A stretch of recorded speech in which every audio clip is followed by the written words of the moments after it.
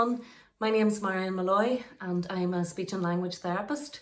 And I have been asked by Sheena, your playgroup leader in Jack and Jill Playgroup, to provide some information for you around how to support your child's speech and language development. Just a wee bit of background about myself. I am working as a speech and language therapist now for almost 24 years, a long time, and quite a bit of that time was spent working for Sure Start in Cookstown. It was during this time that I was fortunate to meet Sheena and the team in Jack and Jill Playgroup. It was back in 2005 actually, and they've always really supported speech and language development. They've always really invested in supporting children's speech and language by attending training that I had delivered and ensuring that any support that was available, they would take it. This year, they have been fortunate to get funding for a speech and language support programme. But unfortunately, because of COVID, that meant that I am not able to actually come into the playgroup and deliver that face-to-face to the children. This is what I would have been doing. I would have been coming in on a weekly basis to see some children, those maybe that were identified as needing a wee bit of extra support. But as I always say, and Sheena always says too, we actually would have felt that all children could have benefited from some of the support work that I do, as it is general work. It's not specific. So if your child is attending a speech and language therapist already, this work does not replace what they are doing, it supplements it. And it's very general kind of tips that would help develop language and also support those children who are maybe having difficulty with their sound development. But the activities for sound development also will support early literacy. And that's why these activities are actually beneficial for all children. So during this, on this channel, what you'll be able to see are some video clips that will demonstrate to you the types of areas that I would have focused on in the groups, and there'll actually be a bit of extra information for you which will be good on terms of how to develop your child's attention and listening, memory, understanding of language and use of language. So on this channel it will be separated into some separate videos. You can decide to watch them all if you want, which would be really good, or if you want you can choose bits to look at depending on maybe how your child is presenting. So if it's a child who has attention difficulties, you might just want to watch that. If it's a child who has sound difficulties, you might focus on the bits that are more particular to sound. So it's up to you. You can dip in and out, which is the nice thing about this. So I will finish off for now with the introductions. I hope you enjoy the video clips. As I say, if your child is attending speech and language therapy, continue to do that, and this doesn't replace it. Or if you do have a concern actually and your child hasn't been referred, talk to Sheena about that. Talk to your health visitor, and the other thing is you can actually self-refer to speech and language therapy as well. So if you do have a concern, it's always better to get that checked out and to pass that on. And if there are any other queries that you might have after watching these clips, pass them on to Sheena and she can have a chat with me, and if I can help, I certainly will. General advice for activities at home. It's important to focus your child's attention before you do any home activities. Get down to your child's level and make sure you're face-to-face. Say your child's name first before giving the instruction. For example, John, listen. Choose a good time to do the games, not when a brother or sister is going to be doing something much more exciting. Plan when's the best time for you. Some parents have found their child has wanted to do the activities when an older brother or sister is doing their homework. Praise your child and tell them how good they were. If your child listens well to an instruction or is concentrating well, you could say, "Good listening, John," or "That was very good looking, John." Switch off that TV or radio. This is the most important one of all. Your child cannot listen to the human voice easily if there are other background noises to distract them. Keep it special. You could keep some of the pictures safe where only you have access and only bring them out when you're going to play the games. This way it is a special time for you both. Only do the games for a short period of time. When your child's concentration goes, don't force them to continue. Better 2 short periods ending in laughter or your child wanting more than one long session with everybody feeling frustrated at the end. And most importantly, have fun. Incorporate the games into the home activities.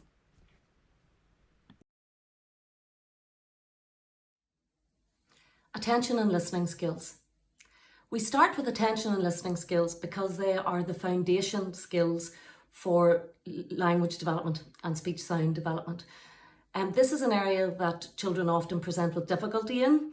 They maybe have difficulty focusing, concentrating, moving from one activity to another. Maybe they flit from one activity to another. So it's really important for us to start off with attention and listening skills and for you to develop your child's attention and listening skills. Typically at 3 to 4 years, a child is starting to control their own attention. And what that means is they can focus on an activity for a period of time. And if you speak to them to give them an instruction, they will stop that activity, turn to you, listen to whatever it is that you have to say, and then go back to the activity. Okay. Now, some children at 3 to 4 might not be at that stage. And it's at this time often that I would have heard parents saying, he has selective listening, or he hears me when he wants to hear me. Actually, if your child's attention and listening skills are at a stage below what I have just described, it's actually not that he's ignoring you or she. It's that they are so focused on the activity that they are doing that they actually don't hear you when you speak. Now, that's not a hearing difficulty. It just means that their wee brains aren't able to do the two things at the one time. So at age 3 to 4, we do want a child to be able to be doing an activity, hear you when you say their name or give them an instruction, but in order for them to complete that, they will probably have to stop what they're doing. So what I want to do is give you some tips for how you can work and develop your child's attention and listening skills. And I'm going to do that just through some tips that are going to appear on the next slide. And then I'm going to show you a demonstration video of some of the things that I would do in the groups. Now, this involves maybe helping your child to tune in to different sounds. And that's something that you can do every day with the sounds that you hear around you. But there are other activities that you can do that might help develop this. So in the groups, I would use musical instruments and I would use animal sounds. And what I would do is I would get the children to listen to the different sounds, and then I would get them to see if they can hear the difference in the sounds. So I might play 2 musical instruments and they're not looking at me, they have their back turned, and then I would ask them to tell me which ones they've heard. We make that a wee bit harder then by upping it and having them listen to maybe 3 sounds. And the same would apply to the animal sounds.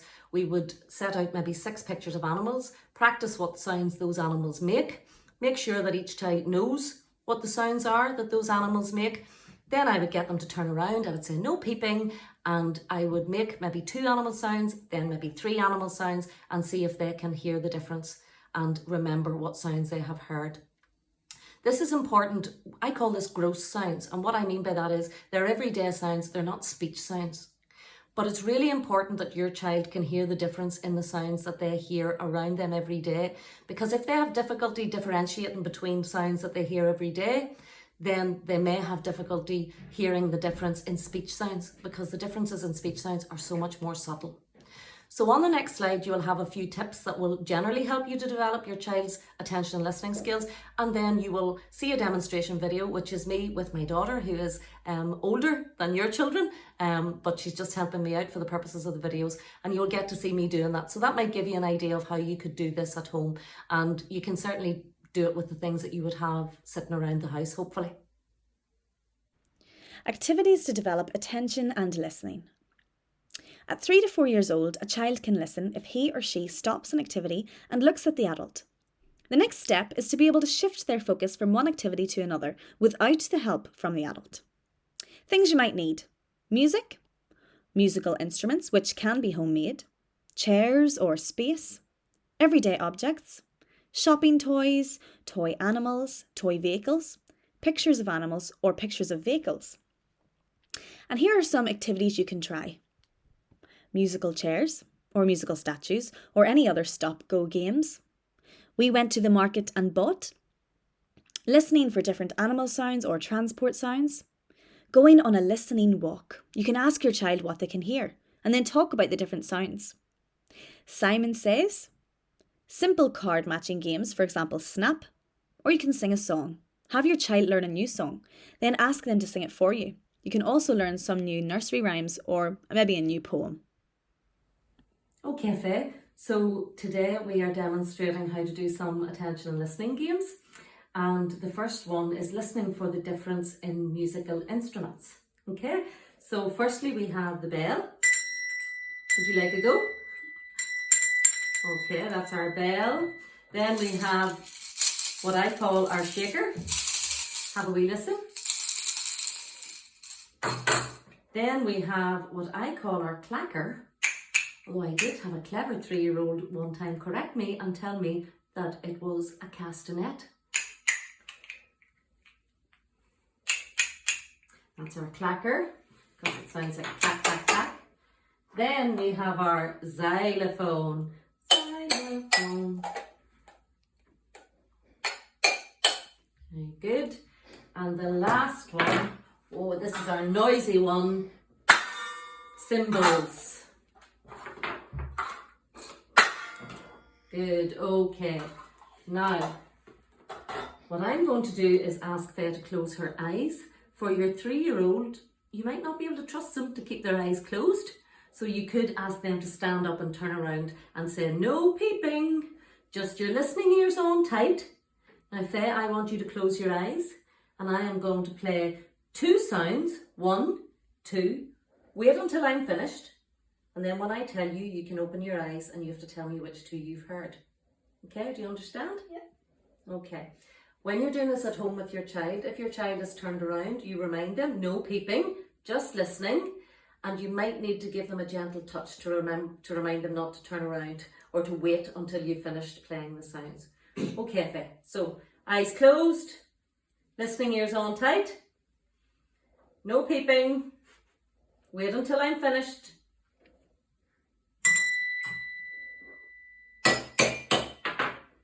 Okay, Faye. Which 2 sounds did you hear? The bell on the xylophone! Yes, you're pointing to the right one, so that's it, the bell and the xylophone. Okay, now Faye, I'm going to make it a wee bit harder. So you would do that a few times, and if your child is happy and able to identify 2 sounds, you might give them a different combination of 2 sounds, then you could up it to 3 sounds and see. So this is going to be a harder test for them because they're going to have to see if they can remember 3 sounds. Faye, close your eyes. Okay, wait, no peeping, and wait until I'm finished. We're going to do 1, 2, 3. Listen carefully.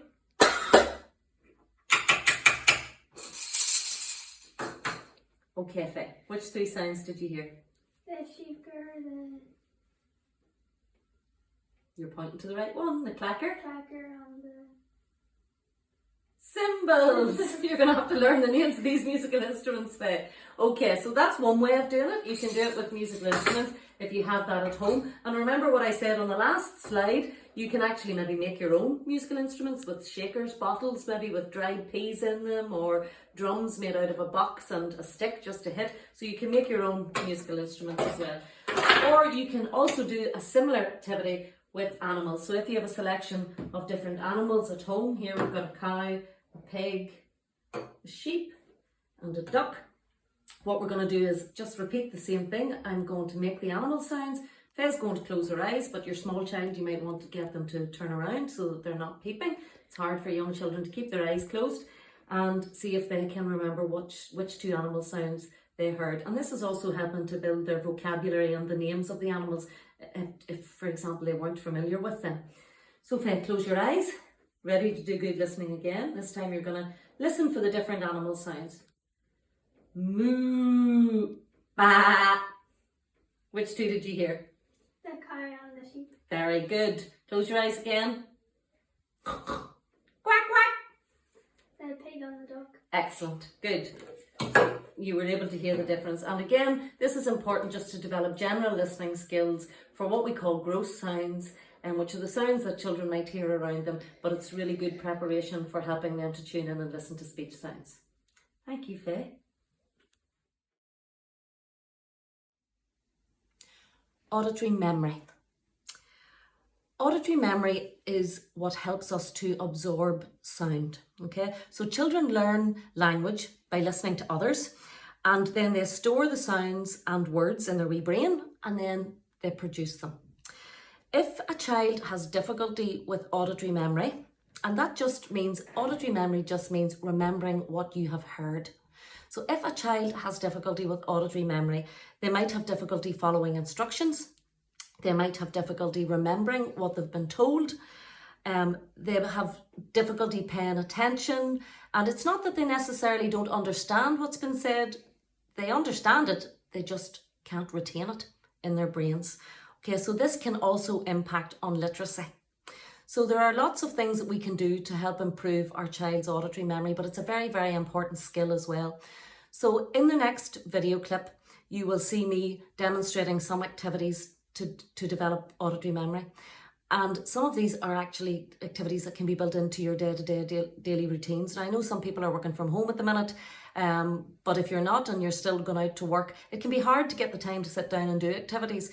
But for auditory memory, we can actually build it into putting the groceries away, putting the laundry away, getting your child to tidy up, which would be a good thing to do, where you give them a list of things that they have to put away. So it is one of the activities that can very easily slot in to your daily routine. So in the next video clip, you will see that. And before that, I will also have a slide that will list the names of the different activities and just give you a wee bit more detail on what you can do to develop your child's auditory memory skills. Activities to develop auditory memory skills. Auditory memory enables a child to remember and understand what is being said and to be able to follow directions and instructions. Here are a few examples of how to develop your child's auditory memory skills. You could have a treasure hunt. Hide something your child enjoys, whether it's a treat or a fun toy, then tell them clues as to where to find their treasure. The goal is to eventually give multiple instructions at the same time, so it's harder to remember. You could try drawing. Pick something for your child to draw. Tell them the instructions so they work on their listening skills and have to remember the order of your instructions. For example, draw a house on a hill, draw 2 windows on the house and add a red roof, then draw 2 clouds in the sky. You can play chain games. This is another fun auditory game to play with your child. Start by saying, "I went to the shop and I bought," and add 1 item. Your child then repeats that phrase, "what you bought," and then adds an item to the list. Keep adding items until one of you forgets an item. This helps them strengthen their auditory memory as they are trying to remember a long list of items. Make sure only to list items they know, for example, clothes, animals, or food. You can try expanding sentences. This is similar to chaining games, but you add information to each other's ideas. You can make some interesting stories. When it's your turn, you have to recap the sentences that have been generated so far and then add a new piece of information. You can ask your child to take messages. Ask your child to take messages to other people in the house. Say something like, "Tell John that I need him to pick up his green socks." You can see if your child relays the message correctly and includes every detail. And then, helping with chores. Ask your child to put away some groceries when you return from the shop and see if they can remember 3 to 4 items. Or you can ask them to put some laundry away in the correct places. For example, put John's socks in the drawer and the towels in the hot press. In this video, I'm going to show you 2 activities that will help develop your child's auditory memory skills. Now, this first activity will look similar to the ones we did in the attention and listening video in terms of having to remember information. But for this one, sometimes what I might do is ask the child to stand a little distance away so that they're not looking at the pictures when I give the instruction. And that really means they have to listen to what they've heard rather than having the visual cues as well. If that is too difficult for your child, just have them at the table where they can see the pictures. But as they improve and as they get better at this, you could introduce the distance so that there's a delay from when they hear the instruction and then whenever they have to pick the pictures up. This is the activity that in the introduction I said you could use maybe when you are putting the groceries away, when you are putting the laundry away. So it's definitely something that you can fit into your daily routine without necessarily having to sit down at the table and do it like this. But for the purposes of today, I'm just going to ask Faye to see if she can remember 3 pieces of information. Okay, Faye, so I've got the groceries today and I would like you to go and get me, please, the cabbage, the popcorn and the cheese. The cabbage, the popcorn and the cheese. Well remembered. Now Faye, in that she actually gave it to me in sequence, the cabbage, the popcorn and the cheese. Your child may give it to you in sequence, which is great, but if they don't worry about it as long as they choose the correct pictures really. So well done, Faye. Okay. Another game that we can do, and this is one you can do anywhere at all and you don't need any equipment, is a game called I went to the market and I bought, or in this case what I'm going to do is say I went to Paris and I packed in my suitcase. might as well dream about going to Paris, seeing as no one's going anywhere at the minute. So I'm going to say what I packed first, and then Faye has to repeat that and add in another item that we will put in the suitcase. And we go on for as long as we can remember. But during this, if the child forgets or is struggling to remember, you might want to give them a wee cue, like through a gesture or something like that. So we'll see how we get on, but it's usually quite fun as well. And it can be more than 2 people. If you have other children in the house or older children, or daddy might want to join in, or mummy might want to join in, depending on whoever is doing the activity with the child. Okay, Faye, so I went to Paris, and in my suitcase I packed a bikini. I went to Paris and in my suitcase I packed a bikini and sun cream. I went to Paris and I packed a bikini, sun cream and a book. I went to Paris and I packed a bikini, sun cream and a book. And? Oh, and goggles. I went to Paris and I packed a bikini, sun cream, a book, goggles and some socks. I went to Paris and I packed a bikini, sun cream, a book, goggles, and socks and a camera. I went to Paris and I packed a bikini, sun cream, a book, goggles, some socks, a camera and some cough mixture. I went to Paris and I packed a bikini, sun cream, a book, goggles, socks, a camera and cough mixture. I went, oh, you have to add one. Oh, cough mixture and a coat. Okay, good. I'm hoping that I don't get sick the next time I go to Paris and I don't have to pack cough mixture. So you can see the way that can go. But again, you can do it with that activity. You could go, I went to market. Another good one to do is I went to the zoo and I saw, and you can think of all the different animals that you might see at the zoo. So again, whilst you're working on auditory memory, you're also working on developing your child's vocabulary and language skills. So good luck with playing those games. Thank you. When I say language skills, I am talking about a child's ability to understand words and to understand words in sentences. I also am talking about a child's ability then to use words and to use words in sentences. So to be able to put those words into structured sentences and to combine words to make sentences. So when we talk about language, that's what we mean. It's the understanding, but it's also the use of spoken language. So in the next videos, I'm going to separate those two out. And the first bit is I'm going to talk about the understanding of language. And then I will talk about what I call expressive language. And all that means is the use of spoken language. Understanding of language.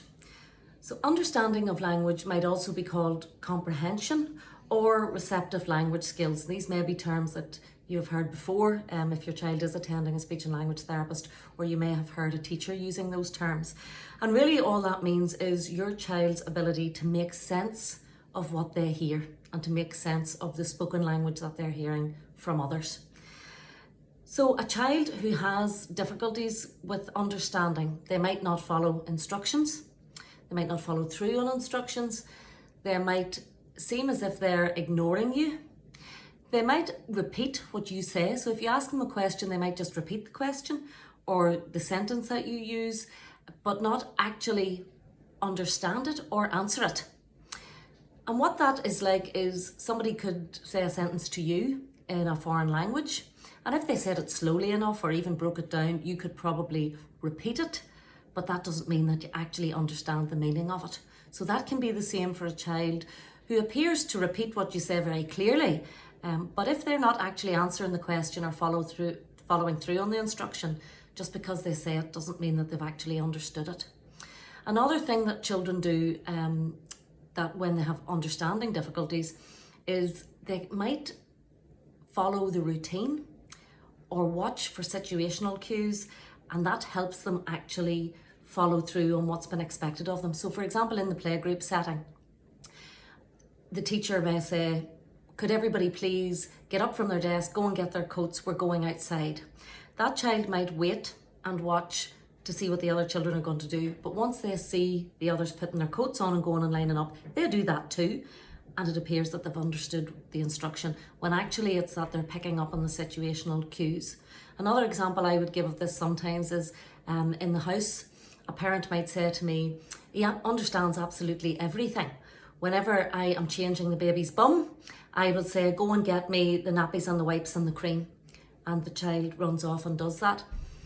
That child actually doesn't have to be able to understand any of that instruction in order to do it, because they've watched you changing the baby's bum maybe many times. So they know the routine and they know that they have to go and get that. So they actually don't have to understand any of the words. It's just the situation and the repetition of that situation that's giving them the cues. So it is really important for us to tune in to what a child is actually understanding. Now, it's good that they'll pick up on all those non-verbal cues and that they learn how to make sense of the world around them by watching and observing and picking up on facial expression and non-verbal communication and, as I said, the situation. But it can mask if a child has understanding difficulties. So just be careful about that. And as I say, I don't want you to take away those cues that we give children, but just be mindful and maybe really try and watch, are they actually understanding the words, or are they just picking up on the cues from the situation that they're in? At age 3 to 4, a child should be able to understand a sentence or an instruction that has 3 key words. Now, we call this as speech and language therapists 3 information carrying words. And what that means is that there are choices for 3 of the things in the instruction. So if I was to say, give the big plate to Teddy, that means that we would need to have a choice for big, which would be big and small. So that would be a big plate and a small plate. But we also have to have another choice of item. So there would also have to be a big cup and a small cup. And then we would want there to be Teddy and Dolly. So your 3 choices are big and small, cup and plate, Teddy and Dolly. Okay. Now, some children at this stage, preschool stage, their understanding might be slightly below that, or they might be able to understand instructions that are more advanced than that. In the groups, the activities that I would do would be based around 3 information carrying word activities. On the next slide, I'm going to explain that to you in a wee bit more detail and just talk you through some instructions that are 3 keyword instructions. And then I'm going to let you watch a video, a demonstration video of me actually doing some of those activities so that you can see how you could use some of the equipment that you have around the home to do those activities and how you can build on that. And what I'll also do in that video then is show you that once your child is understanding at 3 keywords, how you can up that to 4 keywords. Or it may be that you have to bring it down to 2 keywords. So I can show you that on the videos, and hopefully you'll find these useful and you'll be able to practice it at home. Understanding language at 3 keyword level. 3 keyword level instructions are instructions where there are choices for 3 of the words. The child needs to understand the meaning of the 3 of the words in the instruction to be able to follow it accurately. An example of this is, give the small banana to the Teddy. If there are choices for each of the underlined words, then it is a 3 keyword level example. Therefore, there needs to be a choice of food items. For example, if there is a banana, there also needs to be an apple. A choice of sizes, so one needs to be big, one needs to be small. And a choice of characters, Teddy and Baby, or Teddy and Dolly. The following activities can be used to practice following instructions at this level. You can have a tea party. Choose 2 characters that the child likes, for example, Teddy and Dolly or Superman and Spider-Man, and have a selection of food items available. You must have a big and little version of each. Give instructions like, give Teddy a little plate. Give Spider-Man a big banana. Give the little cake to the Dolly. You can work with coloured objects. Again, get your 2 characters that your child likes and some big and small coloured items. You could say things like, give Teddy a yellow book, give Spider-Man a green plate. You could also give similar instructions at snack times or meal times. For example, give Mummy a green plate, give Daddy a red cup. Remember, you must have choices available for these underlined words for this to be a 3 keyword level instruction. You can work with animal actions, big and small animals. Use toy animals and have a big and small version of each. Encourage the child to make the animals perform actions. For example, make the big elephant jump, make the little cat sleep, make big tiger run. You can work on this during tidy up time. Use tidy up time as an opportunity to practice following instructions with positional words like on and under. For example, put Dolly under the chair, put the book on the table, put the brick under the box. Note, you will need to change where the items go each time. Otherwise, the child may rely on their memory of where things go and won't really need to focus on the language you're using. You can work on this while colouring. Draw a picture of a boy and a girl. Add the same items of clothing to each. For example, if they're each wearing trousers, a t-shirt, boots and a hat. Give instructions for your child to colour the pictures. For example, colour the boy's boots green, colour the girl's hat yellow. Things to remember. Check that the child understands the vocabulary you're using first. For example, if you're working on instructions containing actions, then check they understand these actions individually first. Check that they understand concepts like big and little or on and under before using these in instructions. Avoid looking or pointing at the items so that the child needs to rely only on their listening. If the child finds it difficult to follow instructions at this level, use gestures or signs to support their understanding of the keywords. For example, you could model the activity first, repeat the instruction, and if they continue to find it difficult, demonstrate what to do. If they continue to find it difficult, step the instruction down by removing one of the choices. For example, if the instruction is colour the girl's hat yellow, only have the picture of the girl available, so that this becomes a 2 keyword level instruction. The only choices are which item of clothing to colour and which colour to use. Most importantly, make sure you're giving praise for trying. In this next activity, I'm going to demonstrate doing activities that will help develop your child's understanding at 3 information carrying word level.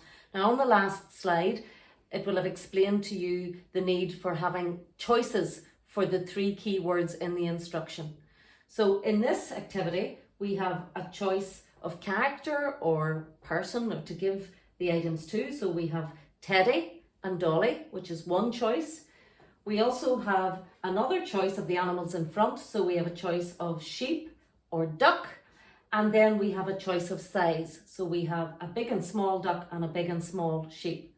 So the instructions at 3 information carrying words would be, give the big sheep to Teddy. Good, Teddy has the big sheep. Good, Faye. Give the small duck to Baby.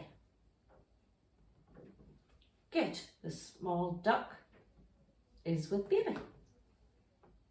Okay, so that is one way of doing it. I also said how we could introduce maybe using colours as one of the choices as well. So we're going to take those away. And this time it's all fish. So there's no choice there. It's just fish. But we do have a choice of colour and we do have a choice of size. So we have a big red fish and a small red fish, and a big blue fish and a small blue fish. And it's good to name the items when you're putting them out and to let the child hear the words as well. So that reinforces it for them and cues them in to what they're going to be asked. So in this task, Faye, can you please give the big blue fish to Teddy? Good. You gave the big blue fish to Teddy. And again, if you repeat it, that's reinforcing the language and the understanding. Give the small red fish to Baby. Good, Faith. you gave the small red fish to baby. Well done. One of the other ways then that we can also do another 3 keyword or 3 information carrying word activity is to introduce some prepositions. Now prepositions are location words like on, in, under, behind, in front. So what we're going to do this time is we're going to bring back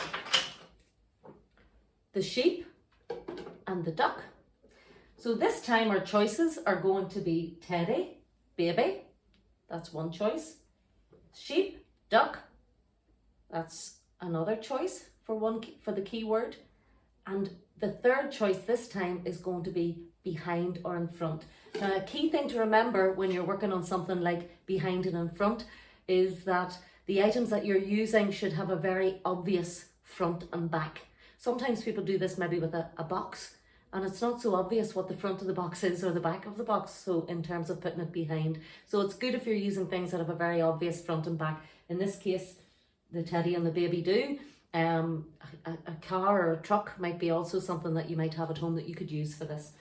So this time, Faye, I would like you to put the sheep behind baby. Good, the sheep is behind baby.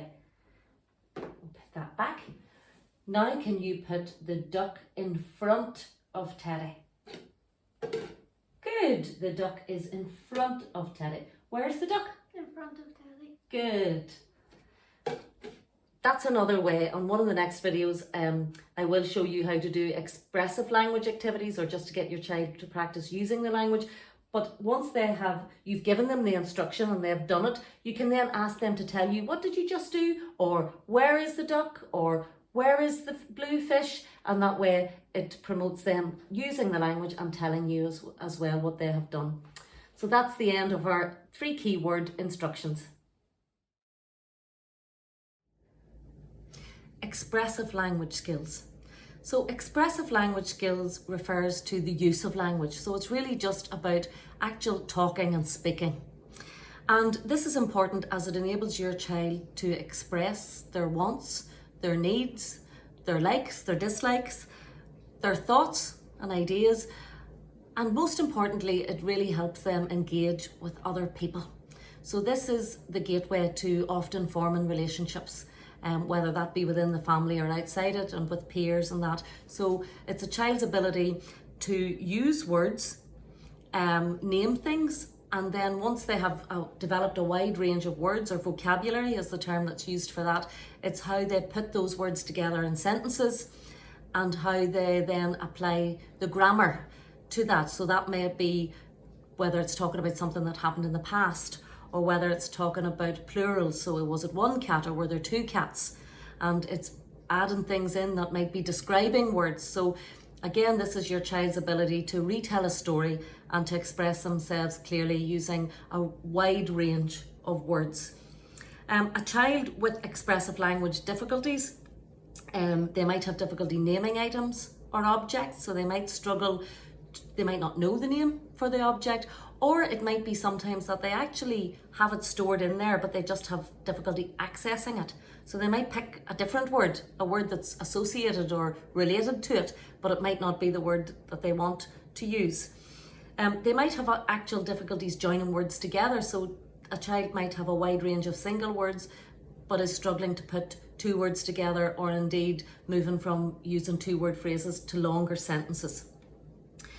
They might sometimes use sentences that are a bit muddled up, so the words maybe come in the wrong order, or they maybe they're hard to understand because they're not putting the words together in a structured way. And they might have difficulty establishing and maintaining friendships. So if a child is having difficulty expressing themselves, as I said earlier, their likes, their dislikes, their needs, what they want, talking about something that they're interested in, they might have difficulty establishing and maintaining relationships with their peers. And at this stage, this is really important, particularly at the preschool stage and moving on into primary. It's important that children are able to do that. And it's important that children are able to ask questions, able to say maybe when they don't understand something or when they need information, and express their needs in that way. So expressive language is very, very important. In the next slide, I'm going to talk you through some activities that you could do to develop your child's expressive language skills, and some strategies that you can also use in your day-to-day interactions with your child that will help to develop their expressive language skills. Activities to develop spoken language skills. You could try playing feely bag. Fill a bag with approximately 5 everyday objects or toys. For example, a brush, ball, banana, teddy, a spoon, or a book. Pull out each of these objects one by one, labelling them as they are taken out of the bag. Together you can explore it by thinking about the following questions. So say, for example, we'll take the spoon. Can you describe it? For example, shiny. What does it do? You can use it to eat soup. What else can you do with it? We can mix things with it. Where might you find it? In the kitchen or in a drawer? What group does it belong to? It belongs to cutlery. What else is it like? It is probably similar to a knife or a fork. What else does it make you think of? You can think of up to 5 examples. For example, a spoon might make you think of a fork, a knife, a bowl, soup, or breakfast. You can use pictures, drawings, or photos to make a book or a story. Put the pictures in the correct order to tell a story. You tell the story, then ask your child to tell you the story. You can read books and share stories. Encourage your child to finish the last line of a familiar story or rhyme. Talk about what is happening. Relate it to their own experience. For example, remember the day we went to the zoo. What did you see? When developing your child's spoken language through activities or toys, always remember the following points. Use open-ended questions, like what's happening? Tell me about your day. Talk about what you are doing during the day and have your child say what they are doing or what they want to do. Build on the language the child is already using by repeating what they're saying and adding 1 or 2 more words to their utterance. For example, if the child says, "There's a big dog," you could say, "Yes, it is a big brown dog." Model correct grammar. Repeat back to the child utterances that they have said incorrectly in the correct way. For example, if the child says, "I falled off my bike," you could say, "Oh, you fell off your bike." Do not say, "That's not right." Just model the correct grammar. In this video, I'm going to demonstrate 2 activities that will help to develop your child's expressive language skills, and that just means their use of spoken language. So there will be more activities were outlined on the slide before, but this first one is where we have a feely bag. Now a feely bag can be this, or my favourite kind of feely bag is usually a pillowcase. You can put different objects in it, and then what your child and you take turns to do is describe something without saying what it is, and your child has to guess what it is just from the description. So you're getting to practice describing words and words associated with an item, so that's building their vocabulary, and it's a wee bit of fun as well trying to guess what it is. Okay, so this first one, you find this in the kitchen. A fork. Not a fork, but you do find a fork in the kitchen. That's good. You can fill it up. A glass. Very close. You can fill a glass up, and you do find it in the kitchen. This one is, it has a handle. A cup. It's a cup. Good. Whoop whoop. Good girl. A cup.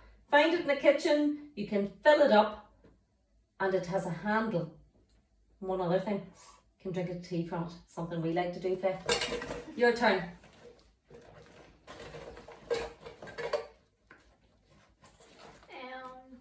It's small. A bead. No. It's shiny. A spoon. It opens things. Tin opener. You can open a door with it. Key. Yay. Oh, very good. Well done. Okay. One more. It's an animal. A cow. Not a cow. It has a tail. A cat. Not a cat. It has a beak.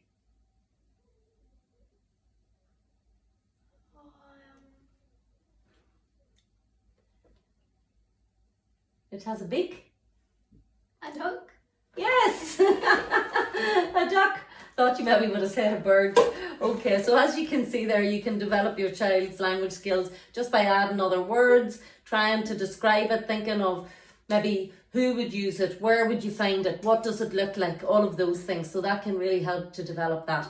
The next activity then is looking at also the spoken language skills. So what I have here is some pictures of a boy and a girl all doing different actions. So we're going to work on action words. So we'll just turn the pictures over, and again you can maybe print pictures off the internet or use pictures from a magazine. And you and your child just take turns to turn the pictures over, say what's on the picture, and then post it. Now you might want to make your own wee post box and colour it in red. And as you can see here, we've just used a shoebox, so it's just whatever you have around the house. But again, this is encouraging your child to take turns, to listen, but also to say what they see and to practice their spoken language skills. So Faye, do you want to go first? Yeah.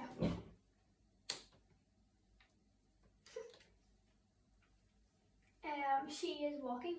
She is walking, or the girl is walking. Good. The girl is crawling. Your turn. The boy is jumping. The boy is jumping. Is the boy jumping? Is the boy lying? We're not really sure with that one. But yeah. Good. My turn. The boy is hopping. Hop, hop, hop. You wanted to post it. The boy is running. The boy is running. Very good. Okay, so as you can see, it's just taking turns on talking about what's in the picture. But we can also use this activity at 3 to 4, sometimes pronouns like he, she, him, her, or words that children can have difficulty with or mix up. So you'll often maybe hear a child saying, you know, her's hitting me or him's doing this. So we could use the same pictures to practice the words he and she. So Faye, I'm going to turn one over. It's a girl, so our special word is she. She is kneeling. Your turn. She is sitting. She is sitting. Good, and you used our special word. Girl again. She is running. Oh, you can post it. Yeah. He is walking. We have a boy this time, and our special word is He. he. Good. He is walking. Boy again, and our special word is he. He is sitting. Last one, Faye. He is kneeling. He is kneeling. So there are just 2 examples of activities that you can do to develop your child's spoken language skills. Good luck. Sound awareness. Sound awareness is also known as phonological awareness. Now that sounds like a big term, but all it means is a child's awareness of how sounds are put together to form words. In the preschool years, the main focus for phonological awareness would really be rhyming, something that you're maybe doing already, syllable awareness, and in the groups, the other part that I would focus on, mostly too because I would have children sometimes who are struggling maybe to pronounce words, so I would want to do a wee bit of work on listening for the difference in a small range of single speech sounds. We want children to start school with an awareness of rhyme and syllables because it is essential for them as a foundation skill really for later reading and spelling skills. So in the preschool year, there are great opportunities to play with rhyme, and I know that that is something that the playgroup are really good at. They would do a lot of songs and nursery rhymes. We did incorporate then doing some syllable work into the groups, and I know that at times Sheena would have also continued this on in the playgroup setting. And then the speech sound awareness activities were something I did in the group, but I'll get to demonstrate to you on some videos today. So the next number of videos, I'm going to break that down just for you. So I'm going to do a small section on rhyme with some demonstration videos.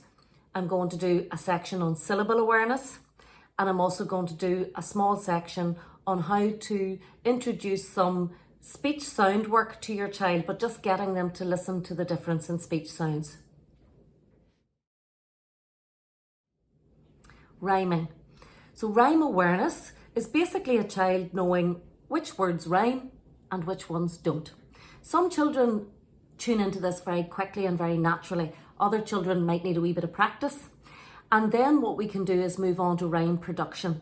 And that's that when you give a child a particular word, or when you say a word, that they can then generate another rhyming word.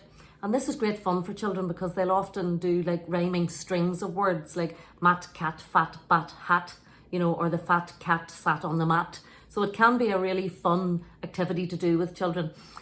In the next videos, I will demonstrate some rhyming activities, but really this is something that you can do every day. You can sing songs and nursery rhymes with your children at any hour of the day or night, in the car, when you're doing the shopping, when you're out in the garden, in the bath. Sing songs and nursery rhymes. If you're not familiar with them, there are some great YouTube videos and things like that you can look up, and you can make them up.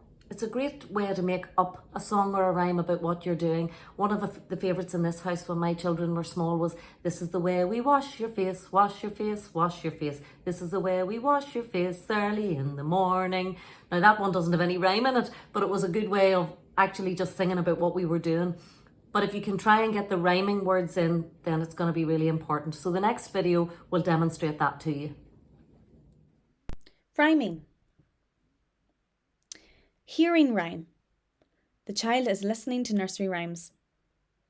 Recognizing rhyme. The child can identify two words that rhyme. And producing rhymes. The child can think of a word that rhymes with another. How to improve on this? You can read rhyming picture books together.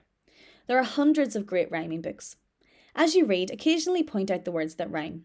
Oh, goat and boat rhyme. They sound the same at the end. Goat, boat. You can play odd one out with your child. Have 3 picture cards, like a rake, a cake, and king. Place them on the table.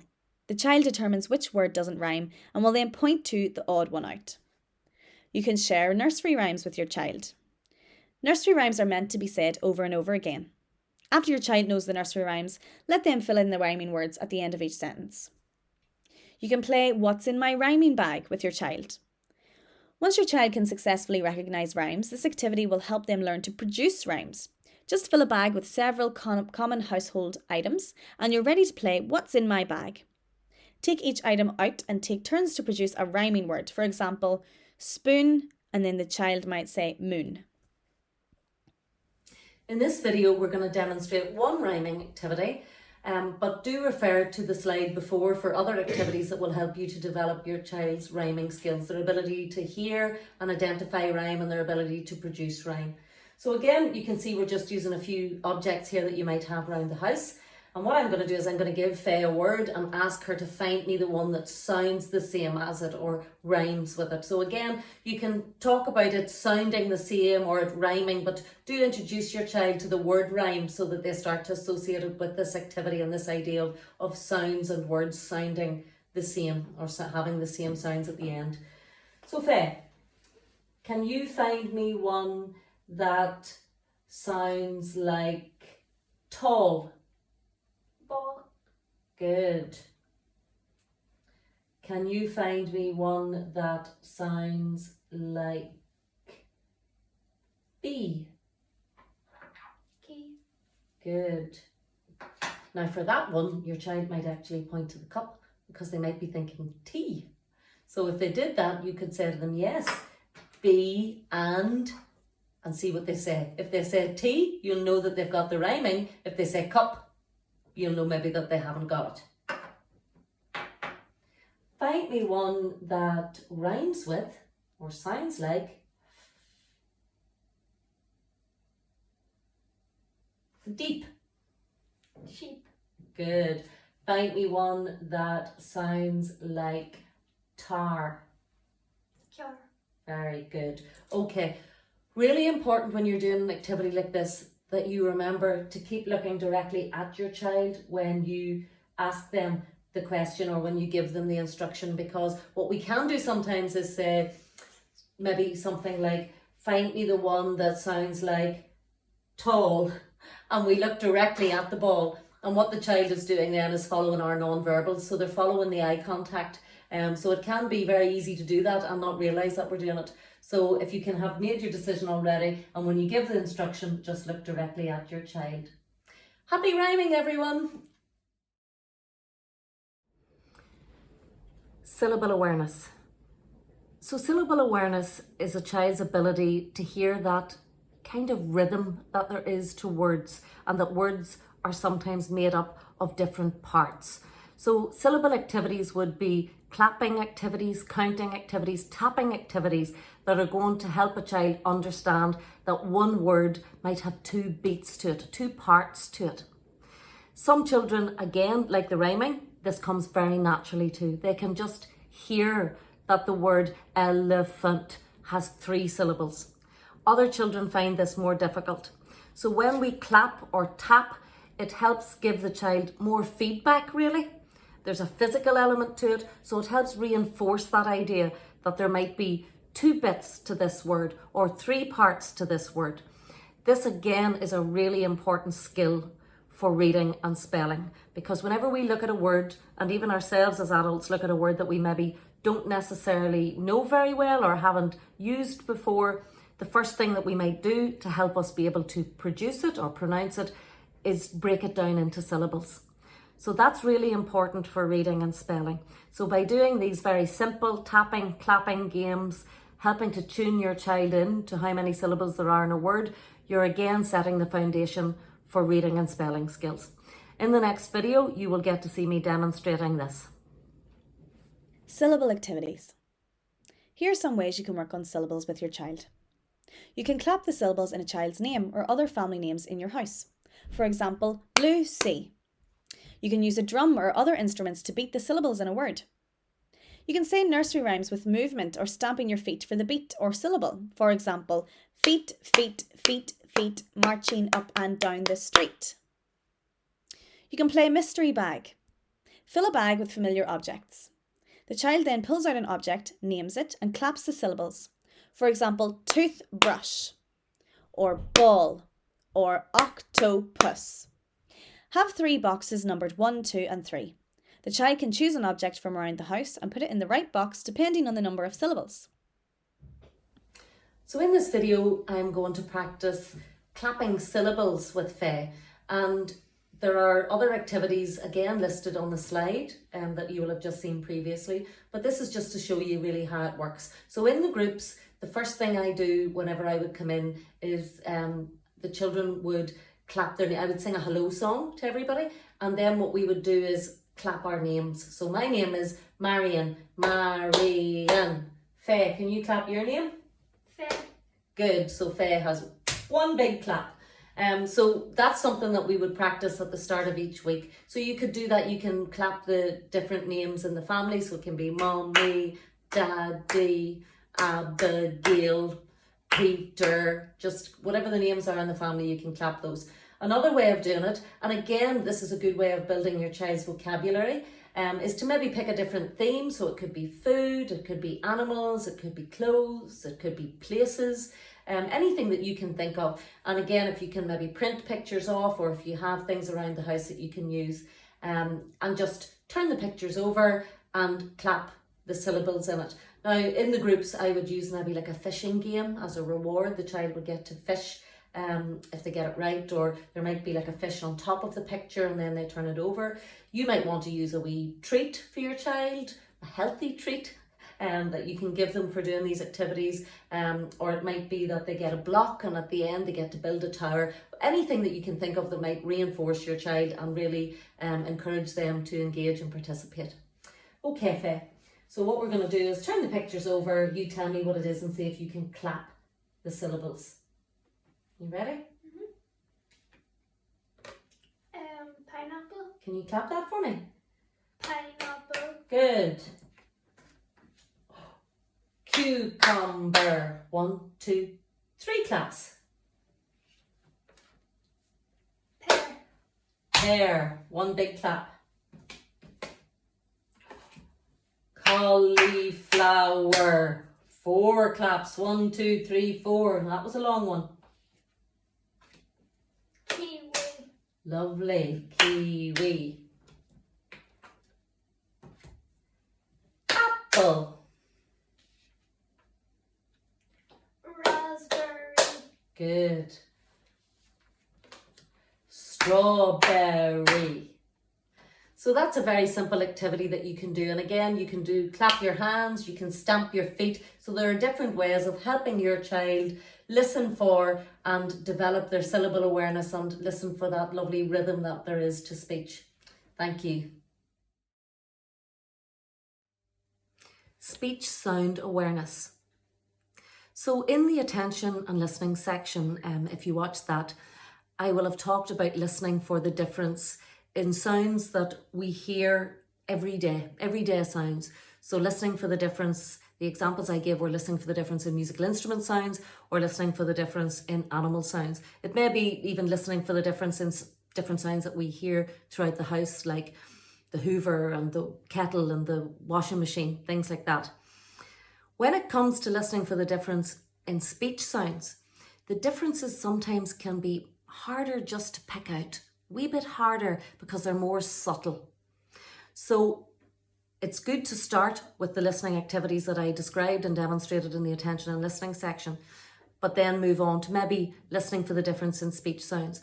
Now again, this is really good generally for all children because it's a good foundation for reading and spelling skills, but it's particularly good as well for children who are having difficulties with their speech sounds, because it helps them to listen for those subtle differences. So if they're mixing some sounds up or they're pronouncing them incorrectly, this can again lay the foundation for that before we would go on to working on the production of speech sounds.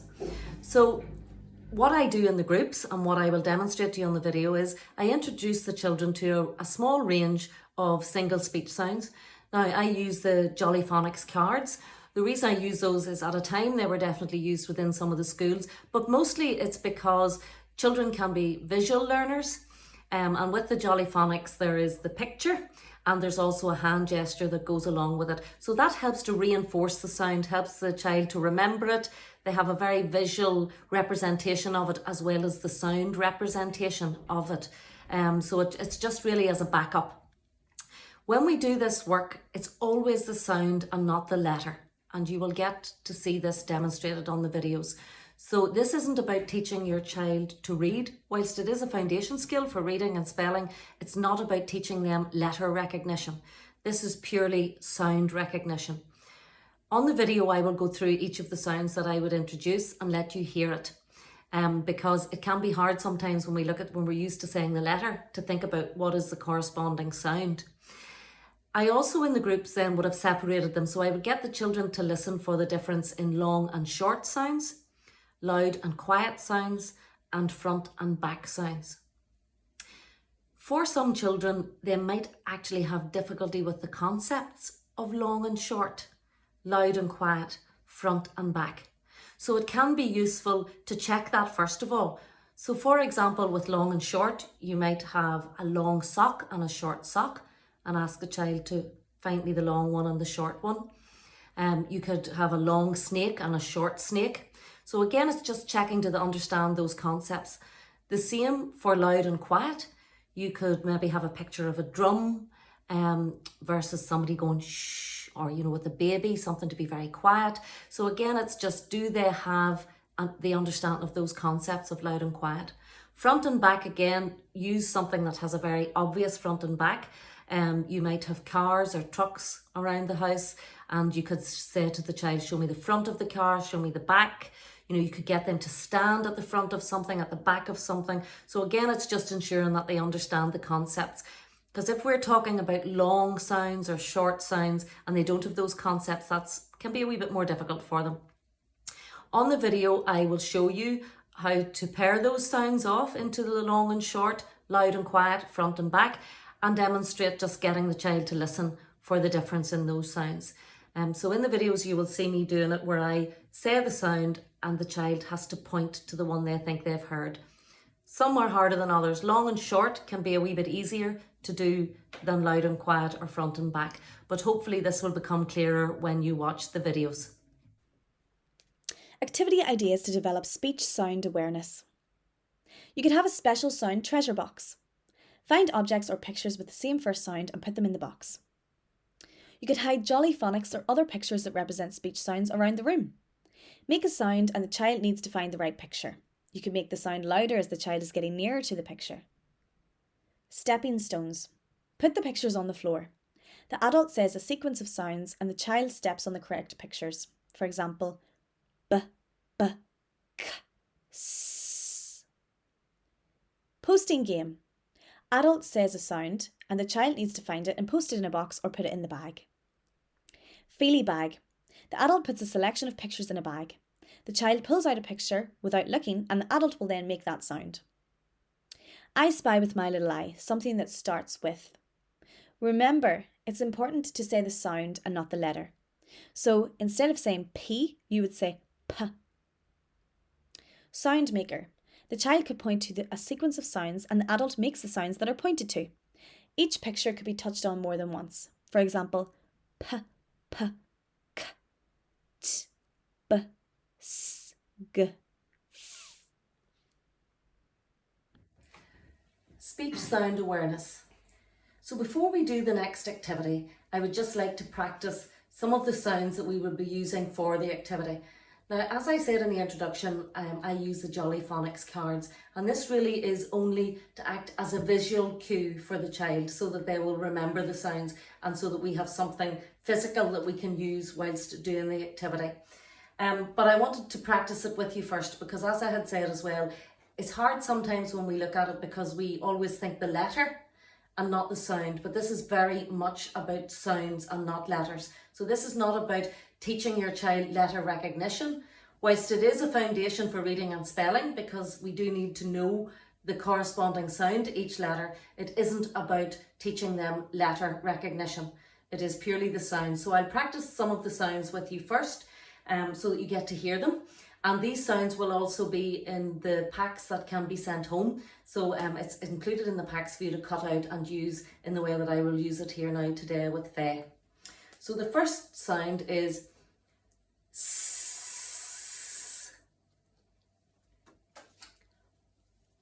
ah,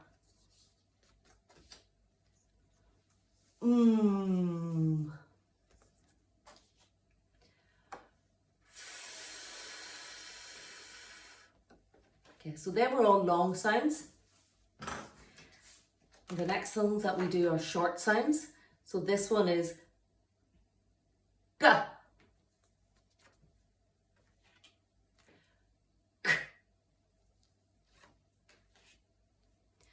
K, D, T, T, B,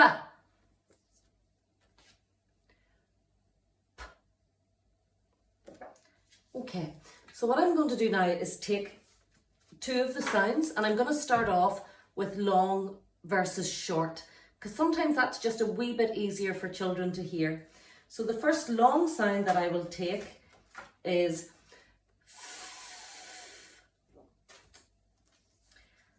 and I'm going to pair it with this short sound B. And what I'm going to do is I'm going to make the sounds and I'm going to ask Faye to point to the one that she has heard. Okay, so this is not about Faye saying these sounds or producing these sounds. It's purely about her listening and seeing if she can hear the difference in f and ba. Now in the groups, what I would do is I would use some kind of an activity to motivate the children and also to reward them for the work that they do. So the popular game that I use is the fishing game. They all like to do it. So can you give me the fish, Faye, please? Thank you. So it could be the fishing game that you use if you have one like this, or it could be a puzzle. And every time that the child listens for a sound, you give them a piece of the puzzle. And then they get to complete the puzzle at the end. But you will know what will motivate and reward your child. Okay, so I'm going to say the sound, Faye. And every time you listen and point, then I'm going to give you a fish. Okay, so the first one is ba. Good. One fish for you. Good. Good. Ba. Good. Ba. Good. Well done. Okay, now what's important is that first of all, that we don't look at the picture when we're saying the sound. So like in some of the other activities, we can sometimes give it away as such by actually looking at the card that we want the child to point to. So if possible, when you say the sound, just keep looking directly at your child. That way you'll not be giving them any non-verbal cue really as to which one to point to.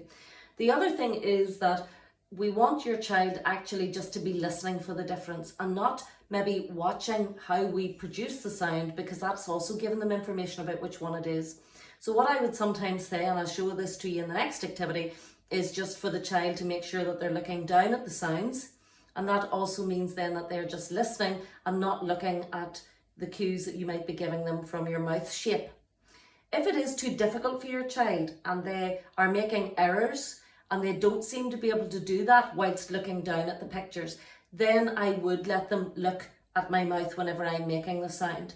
And I would also then use the hand gestures, because that will make it a wee bit easier. And what you would hope is that after a while, you'll be able to remove the hand gesture, and then you can also then ask your child again to make sure that they're looking down at the pictures, so that it's purely, their response is purely about what they hear and not about what they see. So that was a long sound and a short sound.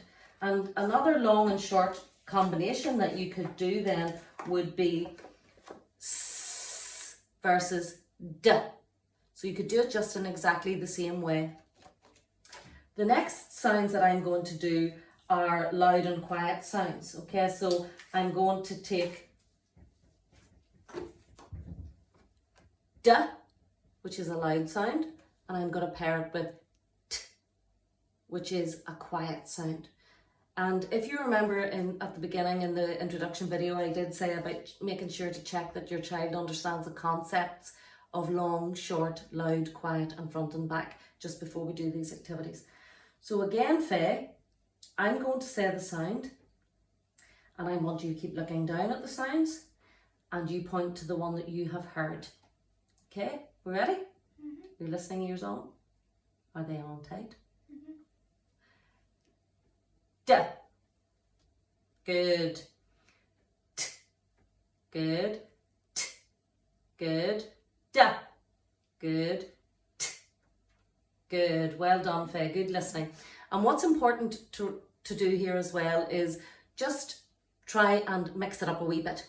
So you might want to do 2 of the same sounds in a row. Sometimes small children will just assume that you're going to go from one to the other, so they'll just start to point like this, you know. So it's useful that then to do like what I did in the last activity there, is I did 2 t, t, one after each other, and that way it really tests if they're listening and not just assuming that you're going to go from one sound to the other. So that is a loud sound, D, versus a quiet sound, T. And another pairing that we could do like that would be B, loud sound, versus P, quiet sound. Okay? The last ones that we're going to do today are front and back sounds. And these are sounds sometimes that children will mix up. Okay? So for example, here we have K, which is a back sound made in at the back of our throat, versus T, which is a front sound. So it's made at the front of our mouths with our teeth and our tongue. These are sounds that we will often hear children at this age mixing up. So we maybe hear the child saying top for cup or tat for cat. Okay, so we're really trying to get them to listen for the difference in these front and back sounds, and this can be a very important stage before we would move on to asking your child to produce k on its own or even in words. So we would do a little bit of listening work first. So again, Faye, okay, so this is our back sound, k, and this is our front sound.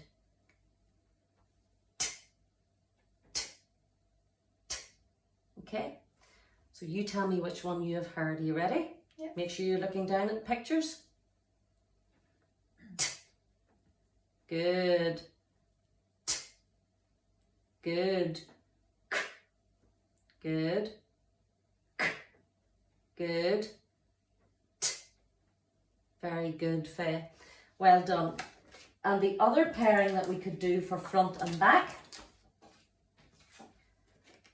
would be G, which is a back sound, G, versus D, which is a front sound. So again, you could just set them down, you make the sounds, and your child has to point to them.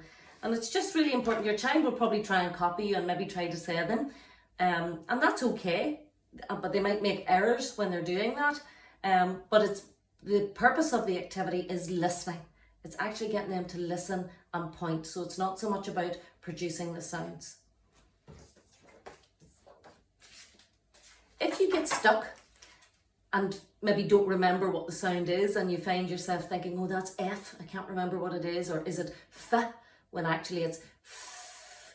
There are probably apps and things I would imagine you can get, and if you Google it, I know sometimes there are things that you can do. If you Google it and put it into a Google search, you'll be able to hear people saying the sound, so that might help remind you. And just start off with a small selection. So in the packs that I'll be sending home, it is just some of the sounds that we've covered here today. So it's just really about a basic sound awareness, and just working with a handful of sounds and getting your child into the idea of doing these activities at home.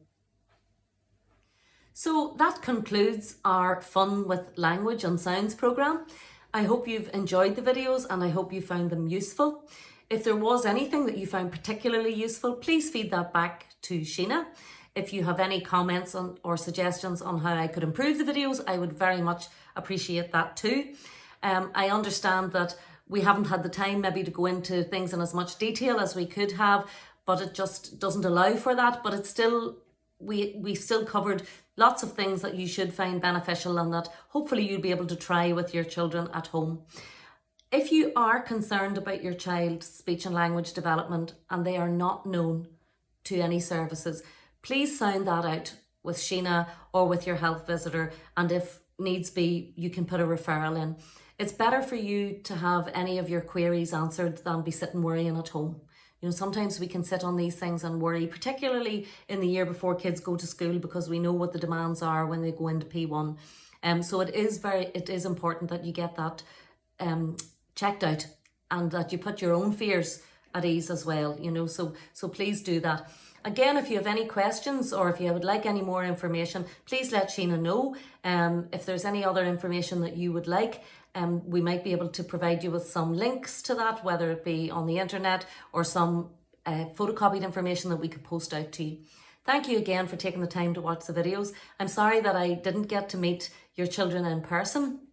It's been an unfortunate year. I hope you're all keeping safe. Hopefully next year will be different.